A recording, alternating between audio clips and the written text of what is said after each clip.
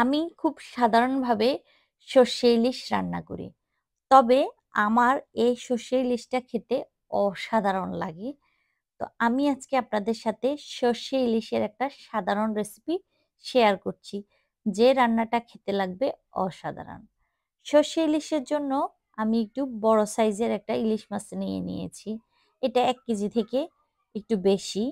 আর সর্ষে ইলিশের জন্য ইলিশ মাছটা যত বড় হবে, ওই ইলিশ মাছের রেসিপিটা খেতে ততটাই মজা হবে। প্রথমে আমি মাছটা কেটে ধুয়ে একটা পাত্রের মধ্যে তেল দিয়ে দিয়েছি। তেল দিয়ে আমি পেঁয়াজ কুচি দিয়ে দিয়েছি। আমি যেভাবে রান্না করি আপনারা এভাবে রান্না করে খেয়ে দেখবেন ভালো লাগবে। পেঁয়াজগুলো আমি ভালোভাবে ভেজে নিয়েছি। নিয়ে এখানে আমি দিয়ে দিয়েছি সরিষা বাটা, পোস্ত বাটা, বাদাম বাটা।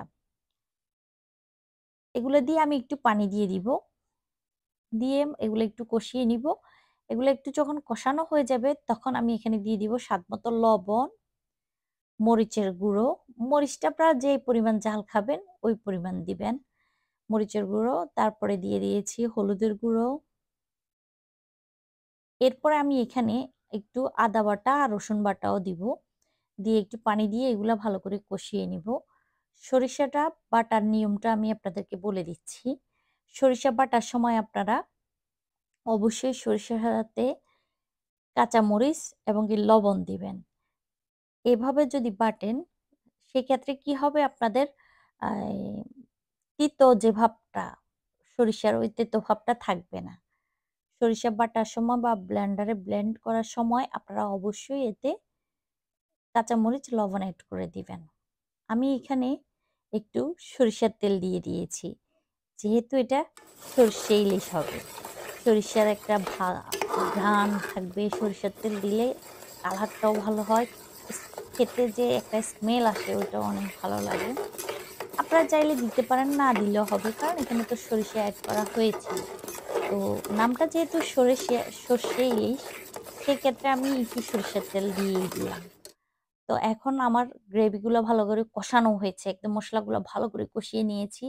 এবার মাছটা দিয়ে দিব। আমি মাছটাকে ৬ পিস করেছি। আমি ভেবেছিলাম ১ম এ হয়তো মাছটাই শুধু রান্না করব আ সর্ষে দিয়ে। আর মাছের যে মাথাটা আর লেজটা আমি আলাদা ভর্তা করব। মাথাটা হয়তো কড়া করে ভাজি করব। ওটা খেতে আমার কাছে ভালো লাগে। ইলিশ মাছের মাথায় অনেক কাঁটা থাকে।